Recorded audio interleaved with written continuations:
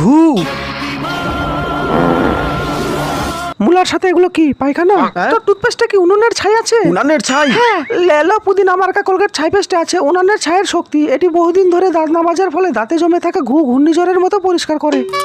মনে রাখিস, এরপর থেকে মুলা খাওয়ার আগে উনানের ছাই দিয়ে দাঁত মেজে নিবি। এই ভূতনি ফ্রিতে কলগেট দিয়ে কোথায় গেল? কোলগেট উনানের ছাইওয়ালা।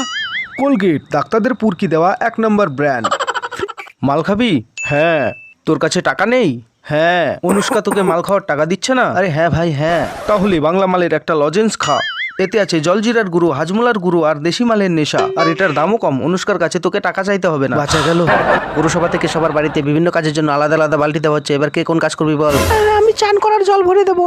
আমি বাসন ধোয়ার জল ভরে দেবো। আর ছোটটা কি করবে? আমি হাগার পরে সবার পেছন ধোয়ার জল ভরে দেবো। দূর বেটা, এটা তোর দ্বারাই হবে না। কেন হবে না? শীতের দিনে এমনিতেই হাগার পরে জল কমই লাগে। আর সেই সঙ্গে হাগার পরে পেছন ধোয়ার জন্য রিন সাপ নিয়ে নাও, তাহলে আর কোনো